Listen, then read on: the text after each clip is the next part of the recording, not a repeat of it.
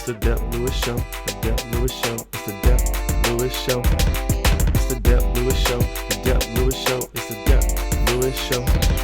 It's the Dep Lewis Show. The Dep Lewis Show. It's the Dep Lewis Show. Welcome to the Dep Lewis Show, episode 149. This is your host, Dep Lewis, and today is Sunday, October 5th, 2025. A great day for a podcast about video games and more. So I hope you're doing great out there in the world, wherever and whenever you're listening to this. Thank you for being here. The first order of business is to ask you to follow Dep Lewis Show everywhere. Full episodes of Dep Lewis Show available anywhere you can find a podcast. So find the best place to subscribe and listen weekly. Places like Apple Podcasts, Spotify, Google, YouTube, Amazon Music, and more. YouTube is also a great place to watch me play some games live or check out the videos later. I did a couple streams yesterday of playing a recently re-released video game.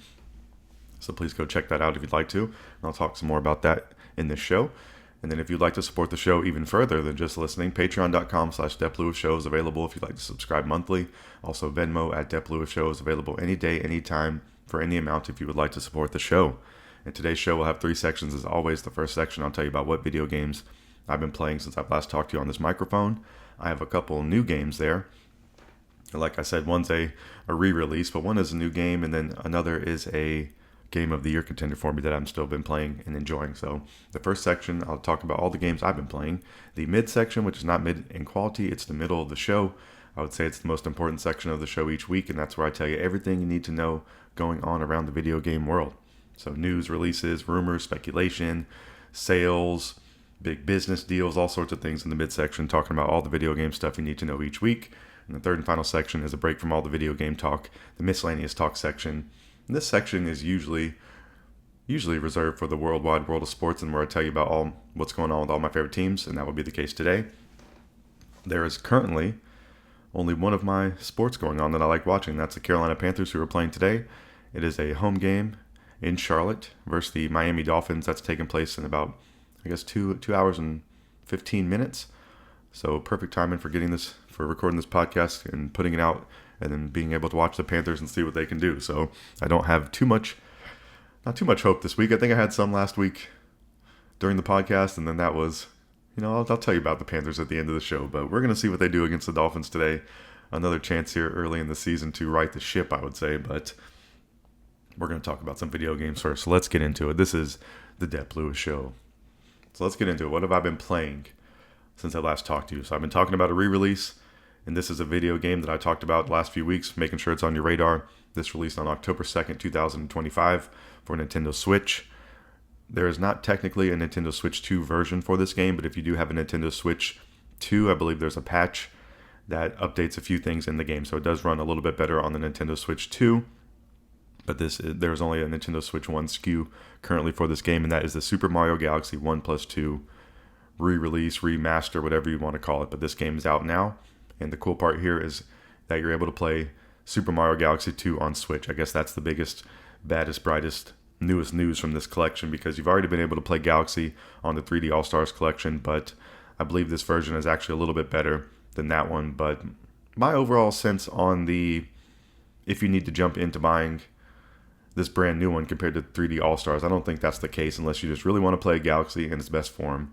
I ended up deciding, this is one of my favorite games of all time already, so I ponied up the cash, and I wanted to see what this looks like. But my overall take is it looks better. I don't think it's world-changing or earth-shattering how much better it looks. I think the game probably on the Wii still looks okay, just based on the graphical style and things like that.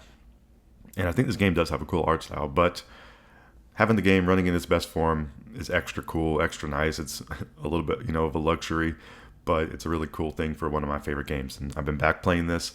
I did a couple streams on YouTube yesterday. If you want to go watch the VODs later, after the fact, please go check those out. I think I played for like 4 hours total of Galaxy yesterday on stream. Had a lot of fun. I think I'm about maybe 30 stars in or something like that. Been making some progress.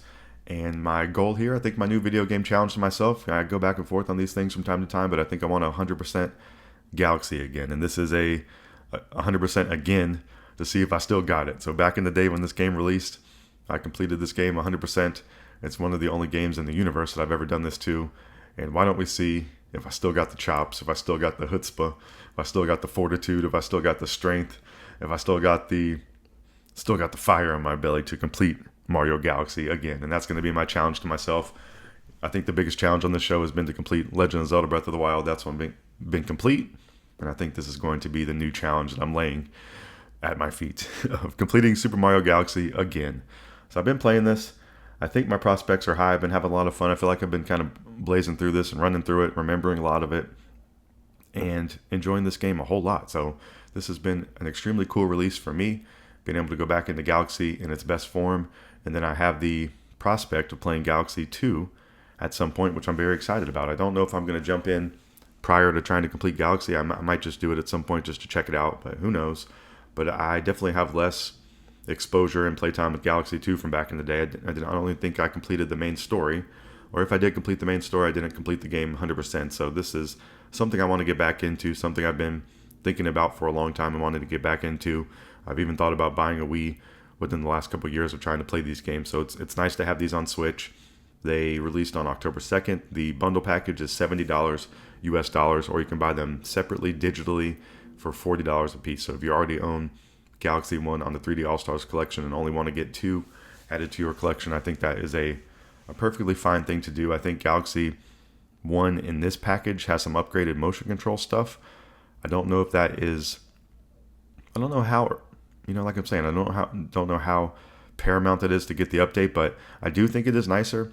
I think the motion controls work okay. I think they really get out of the way of themselves in this game. I think it makes it as easy as possible to collect the star bits. That's the main thing you're doing with the motion in this game that you have to do. But everything else in the game is just based on normal controls. Excuse me. So that's a really nice thing. Playing this game back in the day, I think or playing the Wii back in the day, a lot of my thoughts about the Wii were, man, I would love to play this game with a normal controller. It was kind of, you were getting over the control scheme because the games were so good. And now that, that hope has come to fruition. So it's a great time to be a video gamer. I like to say that a lot, but it is true. We're getting more options. We're getting old things remastered and updated. Oftentimes it might not be worth it, but this one, I just think, especially if you're a Galaxy fan, it's really nice. And if you've never played these games before, please give them a shot. They're some of the most, I think these are some of the best Mario games, period. I think they're really great games. I think they hold up extremely well. And I've been having a whole lot of fun with Galaxy. The music in this game is epic. The different power-ups you get B Mario, you get Frost Mario, you get your fire suit.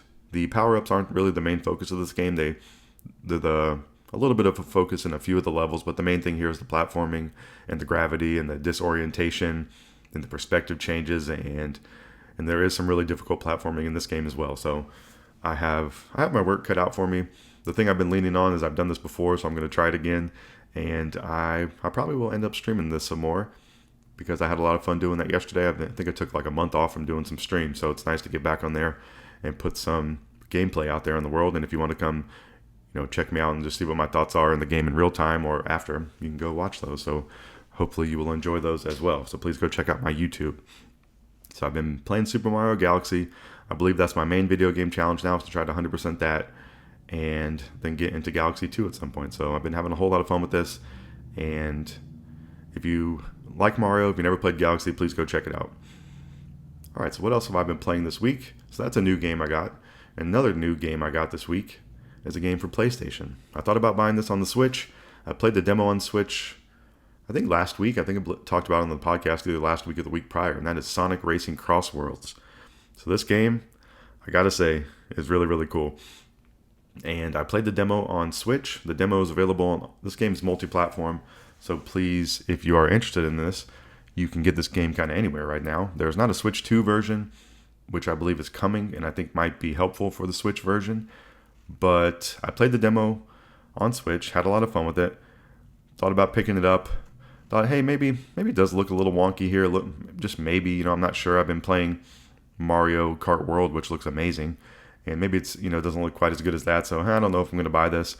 But then after looking up some information online, people were saying, hey, the Switch 1 version really doesn't run that great, but if you play this on a modern console or a modern platform, or most current gen, I guess, like a PlayStation 5 or Xbox Series X or S, that the game runs pretty flawlessly, and that really is the case. So I just decided, hey, I had a lot of fun with this demo, I want to pick this game up and I'm gonna go out on a limb and pick this up on PlayStation 5.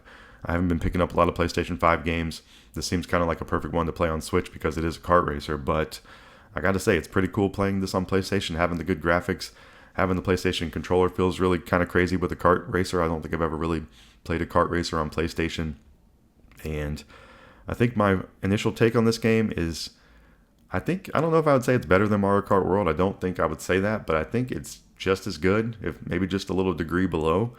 So I think it's pretty awesome. And I'm not someone who's played Sonic Racing in the past or really tried other kart racers out besides Mario Kart or Diddy Kong Racing. But I think I'm a big fan of kart racers because Mario Kart World has been my favorite game, new game of the year. I think that one's still holding up as my game of the year, but this one is probably going to make my list in some like nice rank or nice category or some nice placement because I've been having a lot of fun with this. So I've been playing Sonic Racing CrossWorlds. This released on September 25th. It's multi-platform. The Switch 2 version is still pending. You can race across land, sea, air, space, and time and warp through travel rings into new dimensions where something new awaits around every twist and turn. The game's $69.99 USDs for the standard edition. There is a deluxe edition that has a lot of extra characters coming in the future, which is really cool.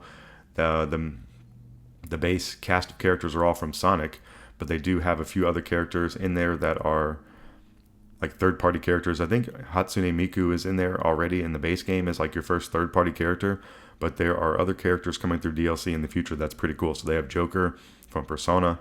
They have, I think they have Steve from Minecraft. They have SpongeBob. They have Patrick. They have Ichiban from Yakuza. So they have some really cool characters, and probably they have a Mega Man DLC coming. So they're trying to basically be the Smash Ultimate of a kart racer here, and I think it's going to be an extremely cool thing and something I could even see myself paying some money for some DLC in the future, maybe to get some more characters. But I do enjoy the Sonic characters, and I've been mainly playing. I started off playing Knuckles in this game. I've played some. Who have I played? I played Knuckles really mainly, and then I played some Amy Rose because I like Amy Rose from one of the more recent Sonic games, and then this morning I've actually been playing some Tails, and I think Tails might be my favorite so far. Tails, the different riders have different attributes to them. So Tails is a really good acceleration. Knuckles is good at power. I think Sonic is probably balanced, and then they have different karts in the game that do different things.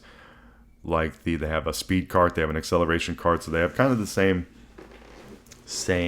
overarching attributes, but there's a lot of different options and a lot of different ways you can mix and match them, which has been pretty cool. So you can have a racer that is good at acceleration driving a car that's good at power, so you can kind of get a little bit of both worlds, or maybe you can kind of go all acceleration, but there are different tweaks and things like that. I think you can even take the wheels off a power car and put them on a speed car. Like there's a lot of different customization stuff that I don't know how much I'm going to dive into that quite yet. I've just been trying to get my lay of the land on racing around.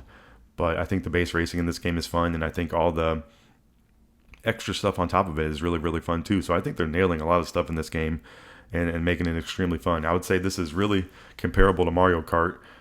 If you really like Mario Kart, I would say pick this up, and especially if you're someone who wants to play on a not Nintendo platform and something that's multi-platform. I don't know if it has cross-play in it, but if you have friends that play on Xbox more often, you guys can all pick this game up and you'll be able to play a kart racer on Xbox or PlayStation, which I think is nice. And I think it's maybe an easier sell to your friend group, because Mario Kart is one of the most common party games or group up games, but this game can serve the exact same purpose and maybe can be even a little more user friendly with being able to access it if you don't want to play, if you really like playing on your Xbox or your PC or PlayStation. So I think that's really cool in that form, and I think it's just up to the same quality as Mario Kart World. I've been playing this, I've been really enjoying it. I think Mario Kart World's edging out in a few areas, like the open world section, just the classic racing of Mario Kart. I think the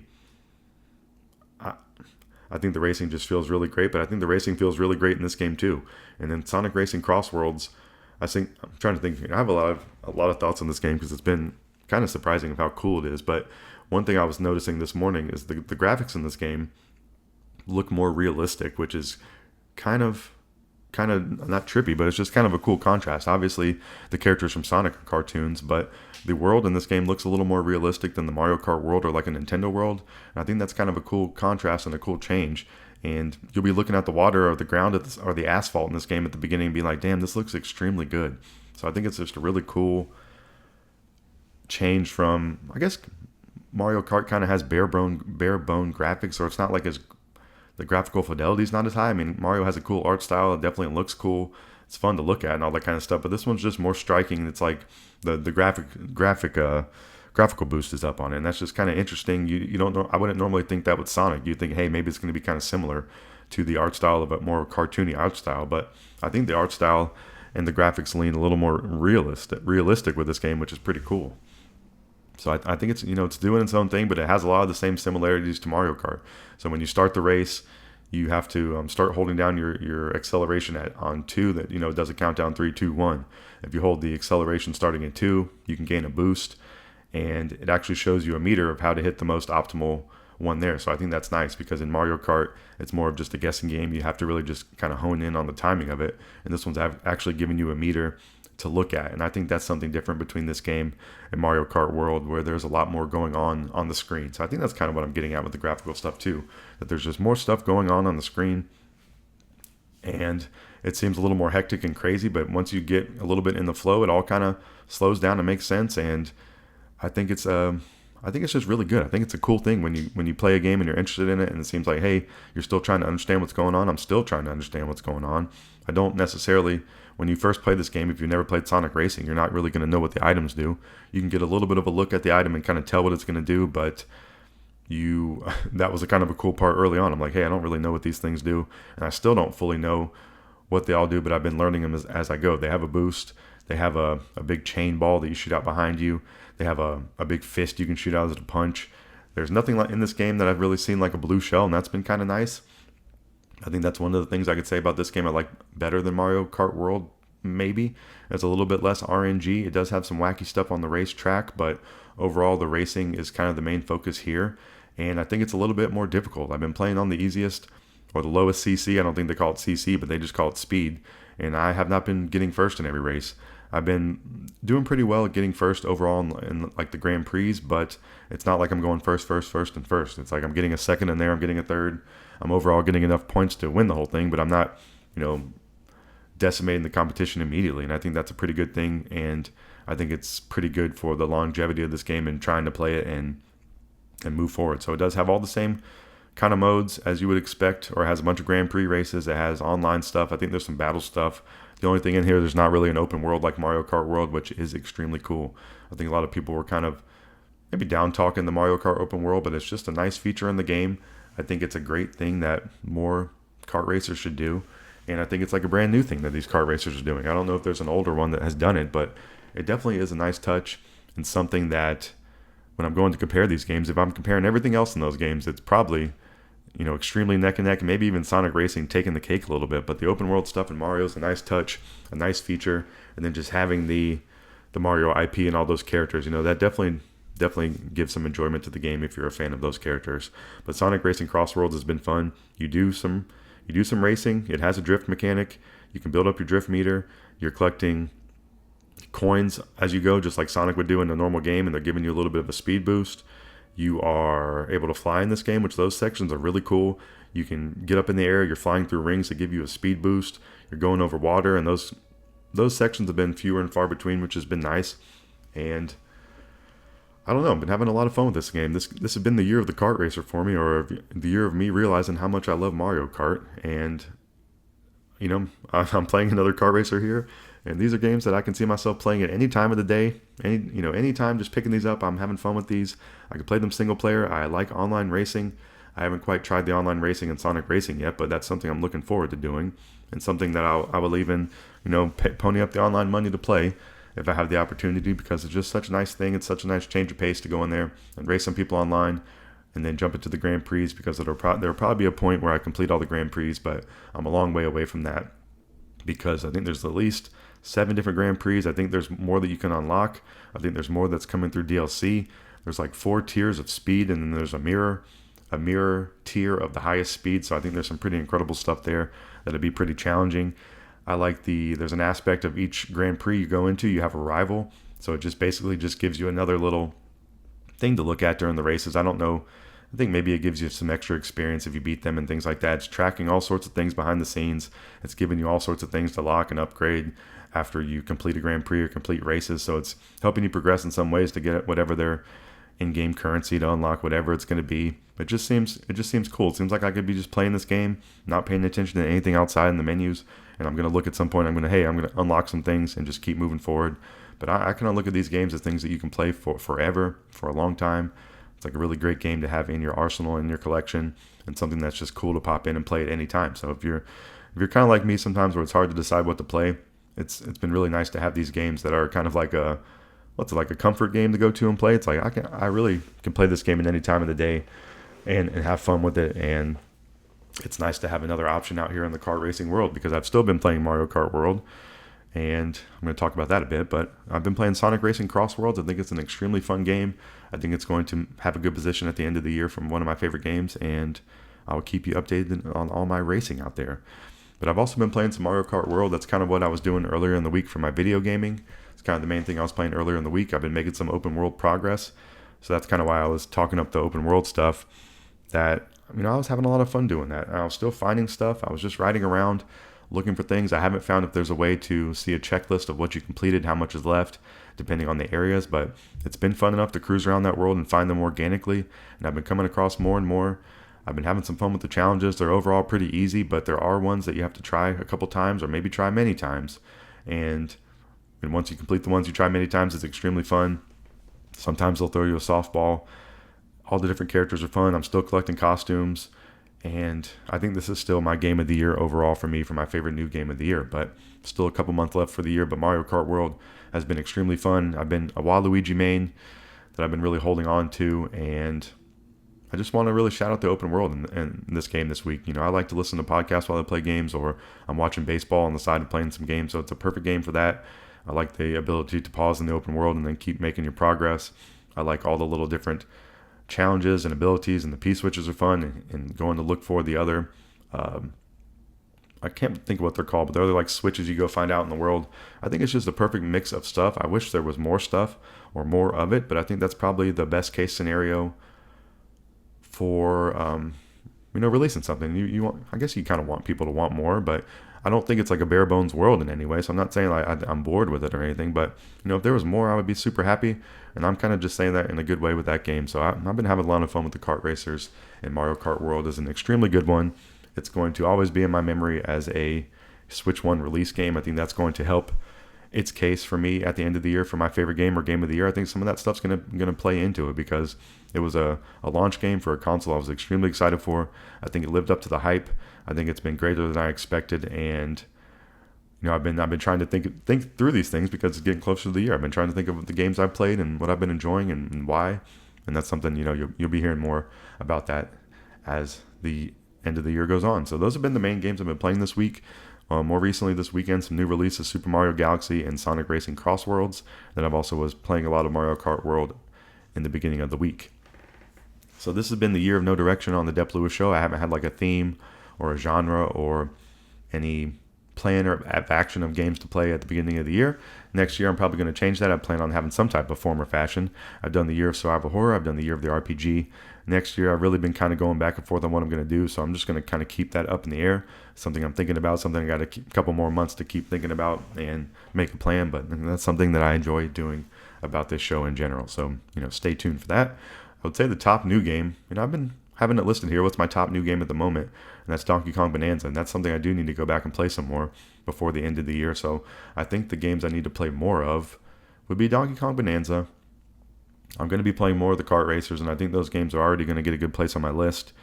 And then I think the other new game for this year would be Hades 2. I've been enjoying that. That's something I have been playing in the past week, and that has been exceeding my expectations as well. But I just have more games that I can play, as always, which is a great problem to have. And there are new great games being released all the time. We're going to talk about some of those in the middle section of this show. But I have been playing Hades 2.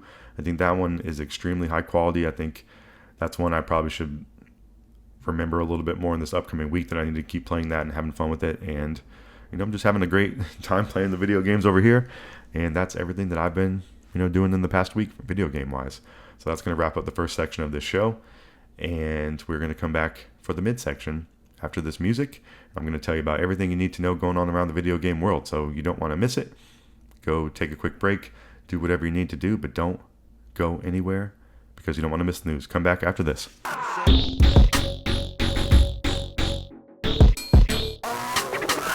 Welcome back to the midsection of Dep Lewis Show, episode 149. This is where I tell you about everything you need to know going on around the video game world. The first thing I want to tell you about was a pretty big deal. You know, if you think $55 billion is a lot, this would be considered a big deal. So EA, Electronic Arts, has announced an agreement to be acquired by PIF, which stands for the Public Investment Fund of Saudi Arabia. And the Public Investment Fund of Saudi Arabia allegedly has a $941 billion available. So, you know, some chump change, you know, not too much there.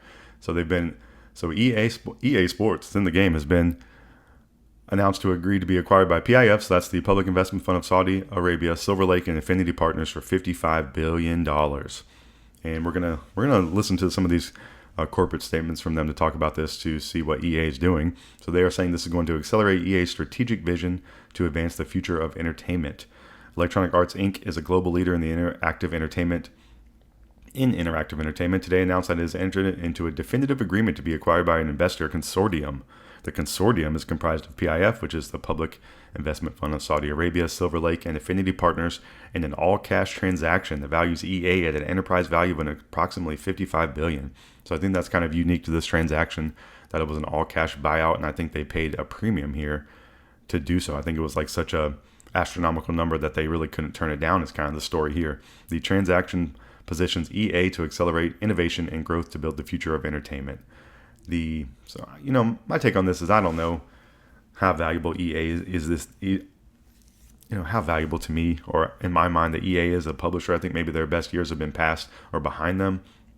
This could be possibly a little bit of a trial as a revitalization thing, but, you know, it's been a long time since EA Sports has been in the game, or anybody has thought that has held EA in any like higher esteem or respect or anything. You know, I think they've lost some of that over the years. So this kind of seems like a little bit of a last ditch effort here to me. But, you know, what do I know? I'm not fully.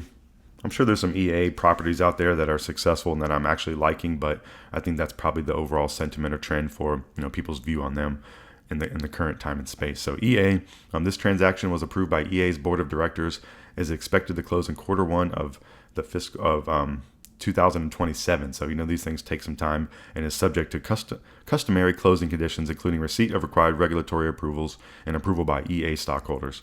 Following the close of the transaction, EA's common stock will no longer be listed on any public market. So that's another interesting part to this. You know, I don't know how often that companies go from publicly traded to a private company, and I think that's an interesting aspect of this deal as well. So upon completion of the transaction, EA will remain headquartered in Redwood City, California, and continue to be led by Andrew Wilson as CEO. But I would expect a lot of changes to come with the acquisition. I think that always happens.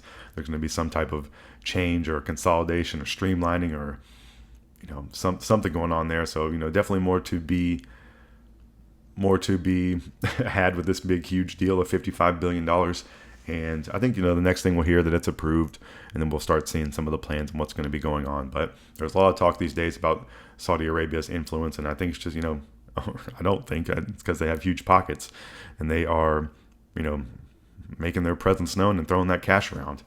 And there's been things like I'm just trying to think of other things Saudi Arabia related. There's been the golf tour. You've seen the influence there. You've seen the Riyadh Comedy Festival that everybody's been talking about. A lot of popular comedians went to Saudi Arabia, I think, in the last couple of weeks to perform over there, and a lot of people have been giving them flack for that. And then we're seeing the purchase of EA here. So it's pretty interesting things going on. A lot of money being spent, and, you know, I'll try to give you my take and the news as best as I can each week here on the show. So pretty crazy. EA has announced to be acquired for $55 billion.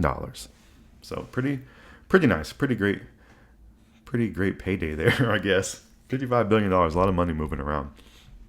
All right, so that was one of the bigger stories of the week. And what else has been going on around the video game world that you need to know? So we're starting off kind of with some corporate video game talk. This one's more on pricing, but Xbox Game Pass. I bet you can already think, if you don't keep your ears to the streets, I bet you can already guess what the news is going to be here. If you can use context clues, especially if you listen to this show, you know, you kind of know what Xbox has been doing in the last few weeks, last couple months. What could they possibly be doing with Game Pass? And ding, ding, ding, ding, ding, ding, ding, you've guessed it. They're raising the price. What do you know? And so basically they're raising the price on the highest tier. It's going from, hold on one second. They're going on the highest tier is going from, it was previously, let's see. I think it was $19.99 and now it's going up to $29.99. I actually didn't write that down, but I do know the new price of the highest tier is going up to $30. So that is a far cry from the great deal that you were getting at the beginning of Game Pass, where I think it was about half that, and you were getting access to all the premium things for that price. But I haven't been a Game Pass subscriber for a while. I have dipped in and out for like a month.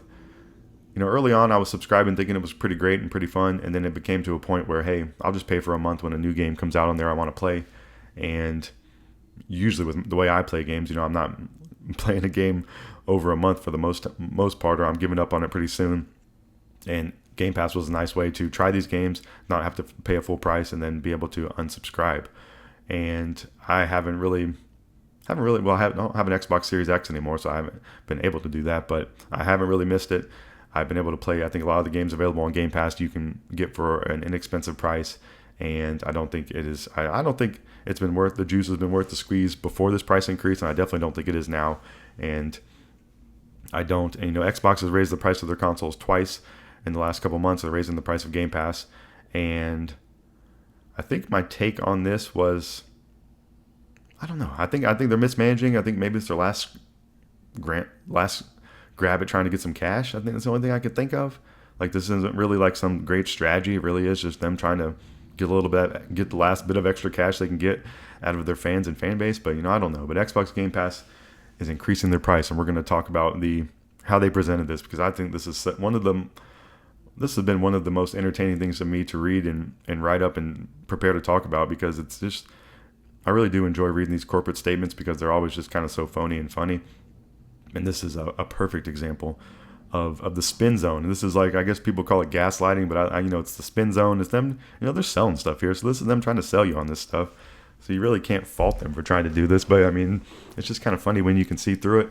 I think a lot of these companies talk to people like they are like 3 years old. And I guess a lot of people do act like that. And, I'm sure I act like that myself too.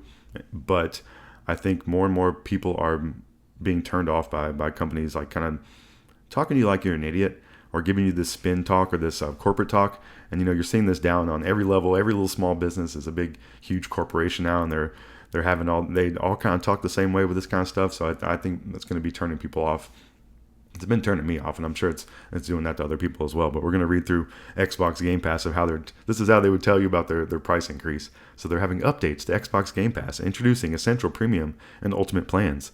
Our goal with Game Pass has been clear: deliver unmatched value, benefits, and a deep library of games for our players. Since launching in 2017, we've steadily grown our subscriber and creator satisfaction, and today, creator participation and player engagement in Game Pass are at an all-time high.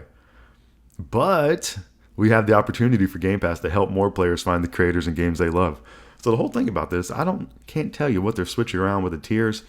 I know if you want to play the first party games day one, you have to pay the highest tier. If you pay the middle tier, you can get them a year later. If you pay the base tier, you just get access to online play. So that's what you're getting here. So this is pretty crazy. Or they're just really, really bold with what they're saying here.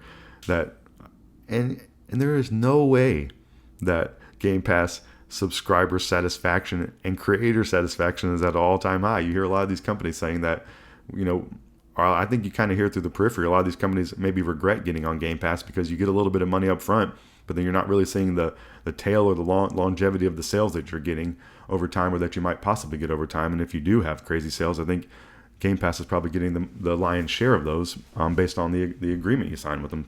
But I think some of those things can be a case-by-case basis. But there is no way that Game Pass is at the all-time high of subscriber and creator satisfaction. I think both subscribers and game developers are a little bit upset or feel hamstringed, or that's not hamstring. That's a maybe it is hamstringed. I don't know. You know what I mean out there by this. So what else do they say here? But we have the opportunity for Game Pass to help more players find the creators and games they love. But they're giving us the opportunity to give them some more money here is what they really should be saying. We know not everyone wants the same thing in their Xbox experience. And they just sound like such assholes here is what I want to say, really. Because, I mean, they're just coming off like they're such a nice guy. Like, oh, we're just making this experience so lovely for you. We're just going to upgrade it a little bit here and there. And they're just raising the price here. No one wants to pay a higher price ever. And if you're going to give them a price, just be straight up about it, or really tell us why you're raising the price and what the great value we're going to get is. And no one's doing that anymore, because they're just raising the price just because is my take on it. So we know not everyone wants the same thing in their Xbox experience, so we're evolving Game Pass to offer more flexibility, choice, and value to all players, whether you love day one releases, discovering hidden gems, or playing across multiple devices and screens, and across Xbox consoles, Xbox on PC, and Xbox Cloud. So starting today, this is their quote that they keep going with. Starting today, we're introducing 3 upgraded Game Pass plans based on how players play Essential, Premium, and Ultimate.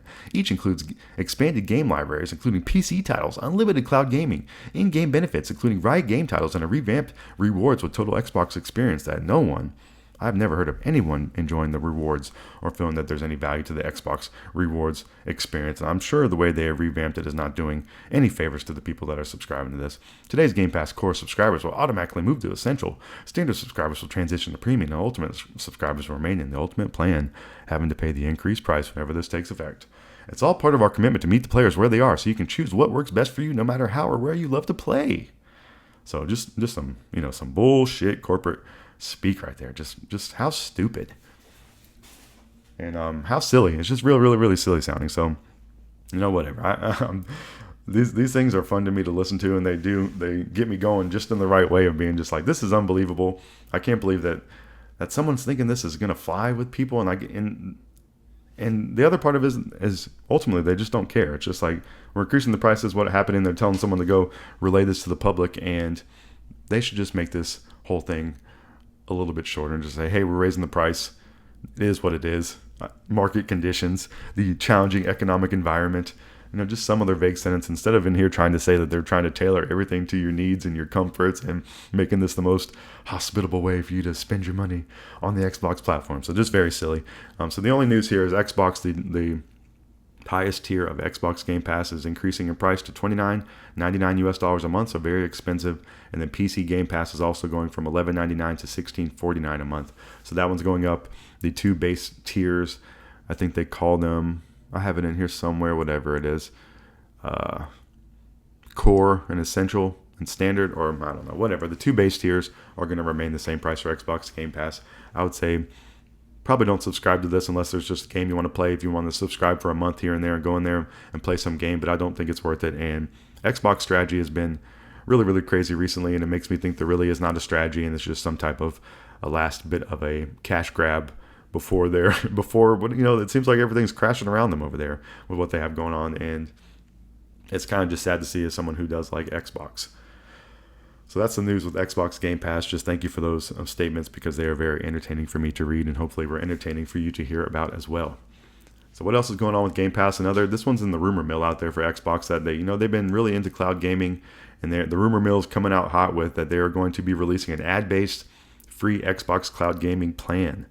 So they're going to allow you to play some form or fashion of the Game Pass library for free, but you have to watch ads before, or you have to watch ads before the boss, or ads before you get an upgrade. Just kind of a wild thing to see being done to the video game world. I guess it shouldn't be surprising. I think everything is probably going this way if you look around us, but it's just a wild thing to see this come to the video game world. And this one is going to be something that younger people, this is going to be something, as I do this podcast going on and on, I'm going to be getting older, and I'm going to have the old frame of reference for some of this video game stuff, but this might not be as wild to young people. And ultimately it is going to be what it is. Whatever they're going to be creating and putting out there is going to be the case. These are big, powerful companies, and they have control over this, but it's just a wild thing to see. It's hard for me to believe people are going to be on board for this, but I do think people enjoy more free games these days. Definitely younger people. People are maybe going to be willing to watch a few ads to play something for free instead of paying money. People aren't going to be into physical media as time goes on as much. It's going to be more and more of a niche thing. So this is probably the way things are going. It's just a wild thing to see. And I think we're still a long way away from it being like the primary way to play. So I kind of think this is a little bit of a big gamble here. But we're going to see. We're going to see how it's going to play out. I know Xbox has invested a lot of their time and efforts and money into this, and that's kind of their whole strategy, I guess, even now thinking about it, is they're trying to tackle the broadest market possible and a little bit chasing I don't know, chasing what's already been done, trying to kind of take what's already been done and put it into the future. I don't think they're doing anything too groundbreaking here. Maybe. I think it's definitely watering down your product. I think that's what it's doing that for sure. If you're putting ads in a game, or having to watch ads to play a game, that's not normal. I think a lot of people would rather spend money, but a lot of people, games are becoming more and more expensive. So I think a lot of more people are going to be trying these things out. And I guess that's probably part of the strategy out there as well. So these things are fun to think about. Some of it, it's all most likely they're just trying to get more money out of you. These are businesses. So, that's what they're doing. But, we have the choice out here of where to spend your money. And that's something that I think we need to do, in myself for sure, more and more as we go on. Because I think some of these options that they're giving aren't necessarily just trying to make the gaming experience better. I think they're trying to figure out ways to, to make money better. So that I don't think some of those things are lining up, and that's where we can kind of take our choice over here on the consumer end of it. So Xbox Cloud Gaming, it's rumored that there is an ad-based free Xbox Cloud Gaming plan coming. It's going to be there. You might have monthly play limits in there. So some of these things just feel really gross as someone who's grown up in the time of where you put a cartridge in a console and you can play it. There's no online functionality. There's no updates. There's no patches. And now they're going to be trying to impose monthly play limits with ads in between. And it just sounds, someone who really, really does not like subscriptions. I really don't like watching ads. I really don't like watching commercials. I pay for YouTube Premium, and I don't subscribe. I don't have a cable subscription anymore. I really don't like paying for channels and things that I don't watch. And that's been, a huge pain in the, as a sports fan, of trying to watch things that you want to watch. And those are all splintered across a million platforms these days. So I'm assuming that video games are going to go these ways. But my kind of take on this is I would rather, play less games and enjoy the games that I want to play in the correct fashion, without ads or without cloud gaming. If I can only play one game or whatever, but I can play it in a normal fashion, I think I would rather do that. And I think most people in the world would rather do that as well. But I think this would be tapping into people that are, I don't know, not able to afford these games, or don't want to spend the money on these games, or don't see it worth it to play these games, that maybe they will just play an ad-based version. And you can definitely see skewing a lot of younger people, and video games are generally for younger people. And this is something I'll probably be noticing more and more as I do this podcast over the years, as getting to be an older video gamer. But I would like to keep in touch, try to understand. I'm sure some of these changes I'll like as the future goes on, but I think they're getting a little bit farther away from the thing that I enjoy about gaming. But as long as the type of gaming I like is around, I can still play some retro stuff. There's still new games being released all the time that I enjoy, and they make it easy to purchase and play. So I think a lot of the stuff in the video game world is good overall. But some of this Xbox stuff has been crazy, but it is fun to talk about and follow as a fan of video games as a whole. So that's all the Xbox, well, not all the Xbox stuff I got going on to tell you about. There is Halo. That's one of the esteemed franchises from Xbox and Microsoft that feels like it's been left behind a little bit. We haven't really seen a release since Halo Infinite, but there is the Halo World Championship 2025 that's taking place October 24th through the 26th in Seattle, Washington. And the $1 Million Halo World Championship marks the epic conclusion of the 2025 season and the final official Halo Infinite tournament. So pretty cool there. Halo Infinite's a good game.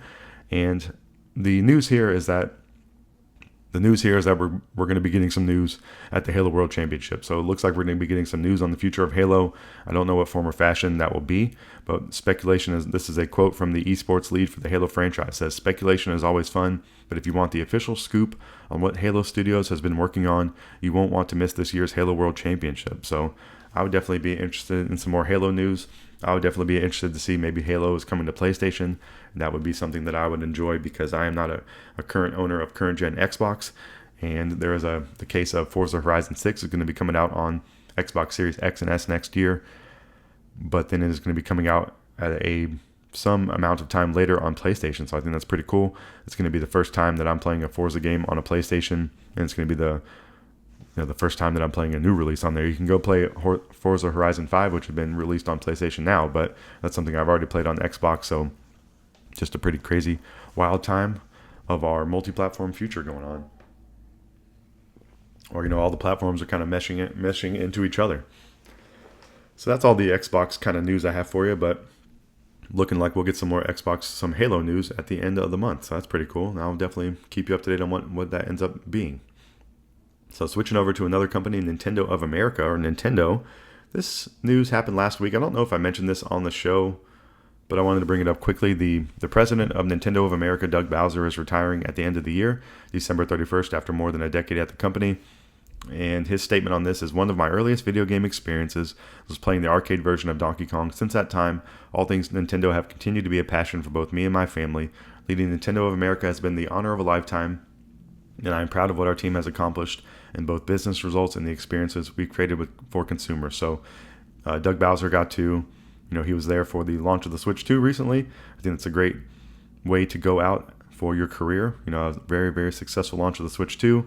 He was there for most of the time with the Switch 1. So I think that's been one of the most successful times of Nintendo in general. I don't really have much to say about Doug Bowser. I think that's a good thing. I don't think we had too much interaction with him. He wasn't too much of a big personality.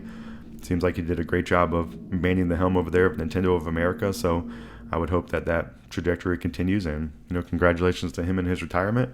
Hopefully this is when he wanted to do so. But it seems like he had a great time at Nintendo. I definitely was a fan of many of the things they released during his time. So, just a little bit of a tip of the hat to Doug Bowser over there. But he will be succeeded by Devin Pritchard, who has been a long-time Nintendo exec, who I believe has been there. I think they say she's been there maybe 19, 20 years, so a long time, very familiar with Nintendo and their business proceedings. Pritchard will also join the Nintendo of America board of directors and become an executive officer at Japan-based parent company Nintendo. So I expect we'll kind of see some of the same playbook that we saw with Doug Bowser. I don't think we'll be seeing Devin Pritchard be some big personality, but you never know. It'll be interesting to see what kind of direction that they take and what kind of direction she takes the company in. And that is definitely a big change over there at Nintendo of America. So just want to mention that. So that's kind of all, pretty corporate heavy here for the beginning of the news section, but there was a good bit of stuff that happened in the past week. And the last few things I want to tell you about in the midsection for video game news are just some releases. So the first two I want to tell you about are games that came out in the prior week or a couple weeks ago. And I just want to make sure that you know that they're out. So Final Fantasy Tactics, the Ivalice Chronicles, it released on September 30th for Switch 2 and 1, PS4 and 5, Xbox Series X and S, and Microsoft Windows. It is $49.99 US. This is the genre-defining tactical RPG, makes its long-awaited return. The original release was 1997, and I've been hearing that this is a really good version. I've heard multiple people talk about this. I heard the MinMax show talk about this, and my general takeaway from what people have said that, hey, this is a great version of the game.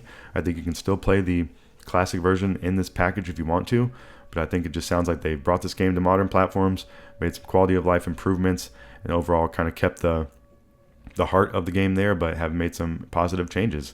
And some of the other things I've learned that this game can be kind of difficult, so I think that's something to be considered. I think it does have difficulty options in the game, but I don't think this one is just a walk in the park. So I think it really is living up to its tactical RPG nature and, making you have to use your brain a little bit. But this is something I could see myself playing in the future. I've never really had any interaction with Final Fantasy Tactics, but I did complete Final Fantasy VII Remake. I have completed a Fire Emblem game, so I like a little bit of both things going on with this game. So I could see myself getting into this at some point when there isn't a whole bunch of other stuff that I'm interested in playing. But I just wanted to make you aware this game is released, and I think the reviews have been pretty positive for this. And I would say that that would be the case with this next game I'm talking about too. This game released on October 2nd for PlayStation 5. That's Ghost of Yotei. This is a full price game, $69.99 US. It takes place 300 years after the critically acclaimed Ghost of Tsushima. This standalone experience follows a haunted lone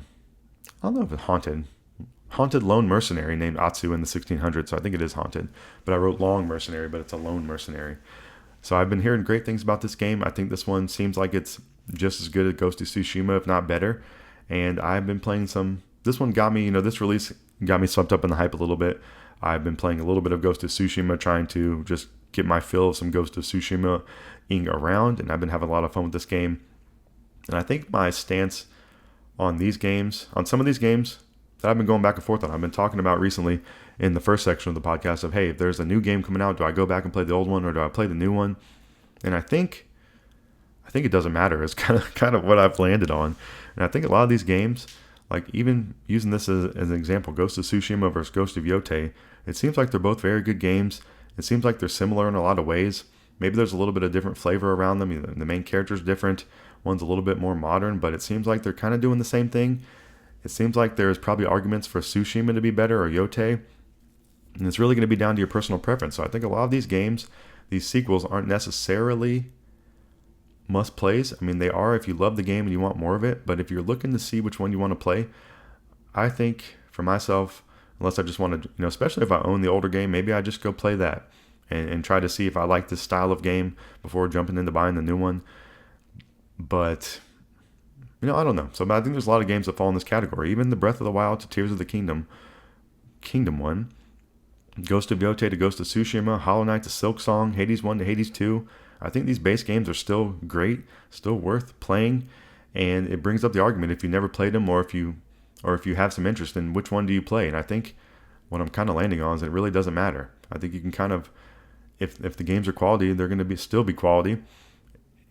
I think it's really going to be a trade-off. I think I would be able to tell if someone was saying, hey, it was this is a world-changing sequel. I think we get those from time to time, but I think a lot of times it's more of like a soft iteration on what's taking place. Maybe you're getting a little bit better graphics. Maybe you're getting some more quality of life features.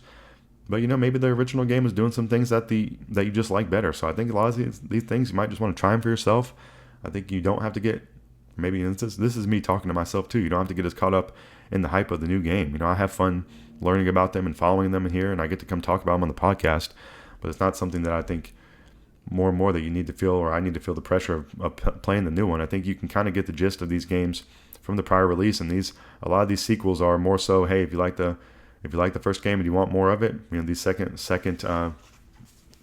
game is going to do that for you. And that's even kind of the case that I find that to be the case with the Switch 1 and the Switch 2. I don't think you have to have a Switch 2 right now. I think if you do, there's some fun stuff to play on it. But I think there's a ton of fun stuff to play on the Switch 1 still. So I think we just are having more and more options. I think maybe the upgrades aren't as necessary these days, or the sequels aren't as much of a sequel. You're not really getting a continuation of a story as much these days. You're getting more of a standalone kind of game in the series where they're interchangeable. Maybe it's 300 years later, but it's not really where you have to play the first game to play the second one. And even in some games these days where there is a continuous story, like Horizon Zero Dawn to Horizon Forbidden West, I think the argument of really playing it for the story is becoming less and less. I think you can really just kind of, if you want to play one of those games, pick up whichever one kind of floats your boat more, or maybe whichever one's, least expensive. I think that's kind of the argument here, or the reason you would be thinking like this is because these new games are expensive. So if you want to get your fill of that style of game, I'm thinking more and more it's perfectly fine if you haven't played the prior game to maybe go dabble in it that way. So that's just something I've been thinking about. But Ghost of Yotei is available right now. I've been hearing great things about it, just like I've been hearing about Tsushima. There is actually a Ghost of Yotei limited edition PlayStation 5 out there that's extremely cool. It's $600.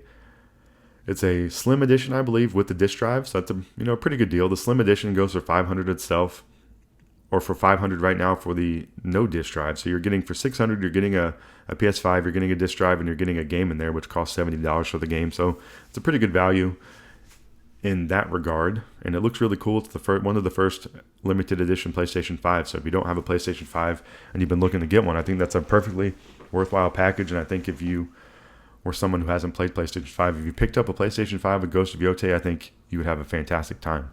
So pretty cool. They have the main one being sold, the limited edition console for Ghost of Yotei, the main one being sold has like really cool gold accents. There's a gold accented controller, but then also on PlayStation Direct, you can buy a black version. So they have same kind of style, but all the gold trimmings are actually black, and just a really cool change. So there's we'll be seeing 2 limited edition Ghost of Yotei consoles out there in the wild, and the black version will be from PlayStation Direct. So just pretty cool, and something that I was tempted to look at and buy. There's no reason I need one, but I just think it looks cool.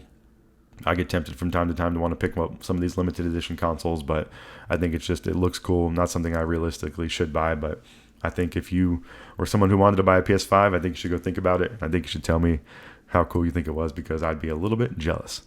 All right, so those 2 games came out in the prior week, and the last 2 games I want to tell you about come out in the upcoming week. So I just want to keep these games on your radar for myself and yourself as well. But this one comes out next week on Thursday, October 9th. That is Yooka-Replaylee, which is a really kind of a funny Kind of a silly name as well, but I generally like it. Yooka-Replaylee is coming out on October 9th for Switch 2, PlayStation 5, Xbox Series X and S, and Microsoft Windows. The developer is Playtonic Games, published by PM Studios Inc. Playtonic Friends. This game is $29.99 US, and you can embark on an epic 3D platforming collectathon adventure with Yooka and Laylee. Yooka-Replaylee is packed with new moves, more story, exciting challenges, hidden secrets, and more than double the collection to uncover. Can you help them rescue the world's biggest treasure? Yooka-Laylee came out in 2017. I've only ever really heard phenomenal things about this game. I know Yooka-Laylee is pretty inexpensive at this time, so I think even this instance is another one where if you already have Yooka-Laylee and you never played it, maybe you picked it up and just never played it, I think it's perfectly fine probably to go back and play that. If you don't want to spend the $30 to get Yooka-Replaylee, I think you can get Yooka-Laylee on the store right now for $20. It's probably gone on sale before too. But if you're a huge fan of Yooka-Laylee and you want more from this game, you'd want to pick up the Yooka-Replaylee because they're adding a little bit of new features into it.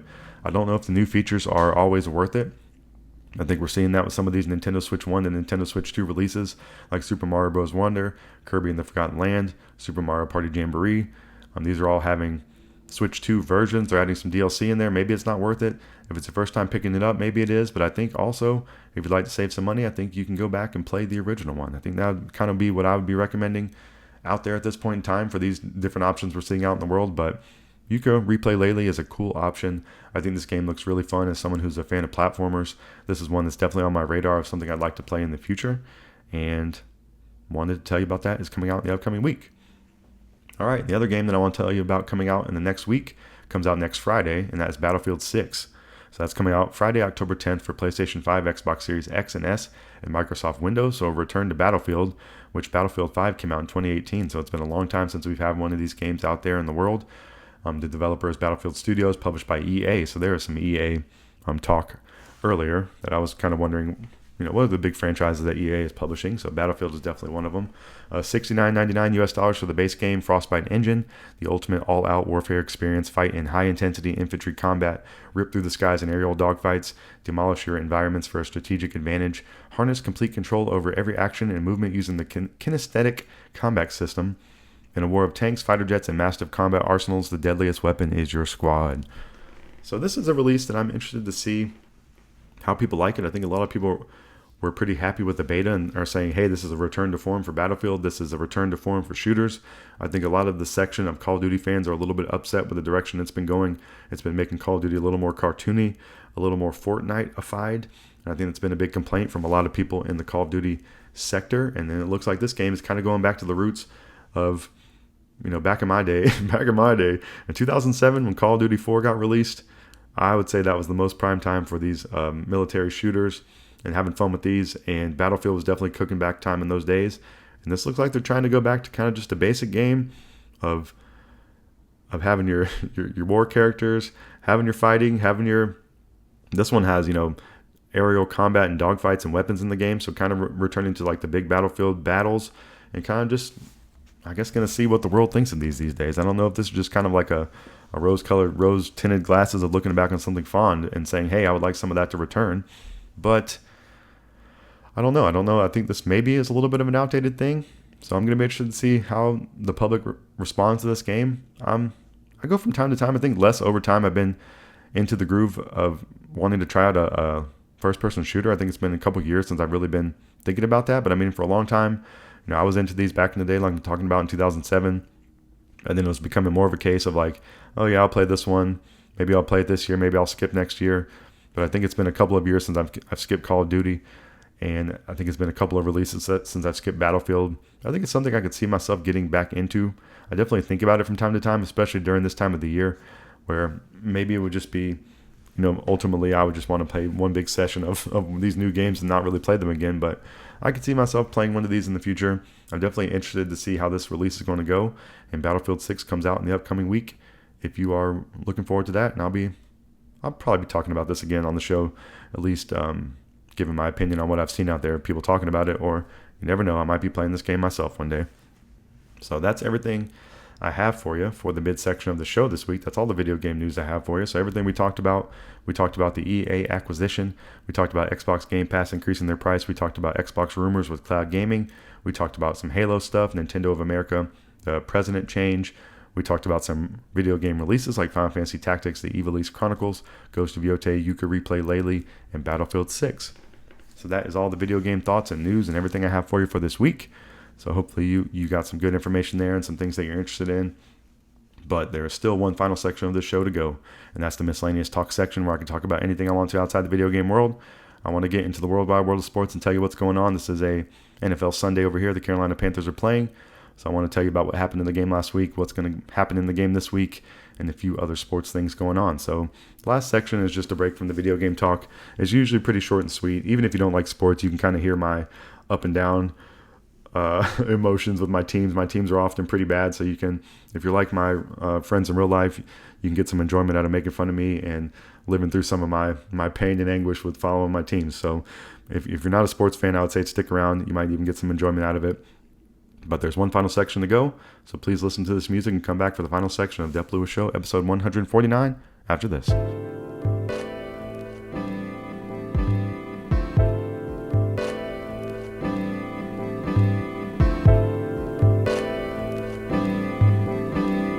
Welcome back to the final section of Dep Lewis Show, episode 149. This is the Miscellaneous Talk section where I can talk about anything I want to outside the video game world, and I want to get into the worldwide world of sports and tell you what's going on with all my favorite teams. So my favorite NFL team, the Carolina Panthers, are playing today in about an hour and 10 minutes in Charlotte against the Miami Dolphins. So we're going to see what the Panthers can do today against the Dolphins. I think it's a matchup of equally poor teams, so maybe the Panthers can sneak out a win today. But last week the Panthers played the Patriots up in New England. The result was the Panthers lost 13-42. The game wasn't close whatsoever. Bryce was 18 of 30 for 150 yards of 1 touchdown, 1 sack for 11 yards, and 1 rush for 3 yards. Chuba had 10 carries for 49 yards. T-Mac had 4 catches for 62 yards. Nick Scott, number 21, led the team with 6 tackles, 4 being solo, and just really, really unimpressive stats and a really, really unimpressive score there. So the Panthers are 1-3 after this. I think they look like a pretty poor team. I think this is almost getting into disaster mode for this season, and today will be a good test for what this team really has. I think the Dolphins should be a matchup where they should compete. I don't think this game should be out of hand. I think this game's got to be competitive, and I think the Panthers really could use a win today. Obviously, that's very, very true, but I think the season's slipping away from them. I think we were seeing Tepper, the owner of the Panthers, being angry after the game. I think Canales can have more and more questions. I think the questions are coming down on Bryce. I think Ivero, the defensive coordinator, has been having questions. I think those are going to be continuing and getting louder. And I think there is just a lot of bad things going on with the Carolina Panthers, but that is pretty typical with this franchise. It's been a long time since they've been competent or been putting some good football on the field, and that's been pretty sad to see because they do have some players that I enjoy watching, but the overall product on the field has been very, very poor, and we're going to see what the Carolina Panthers can do today. But my fantasy football team is 4-0, so I'm very thankful for that and happy. I am playing today with I think this has been like the first really big bye week or something with the NFL. There's a lot of players off, and then I also have a lot of players that are out this week, so I'm having to start 2 different quarterbacks. So this is my little bit of a, oh man, these are my excuses, but hopefully I'm going to get a win again and stay undefeated. But it's going to be a tall order today out there in the fantasy football world, and hopefully not too tall of an order for the Carolina Panthers against the Dolphins today, but we will see. For the NBA, I'm a halfway fan of the Charlotte Hornets since I'm a North Carolina resident now.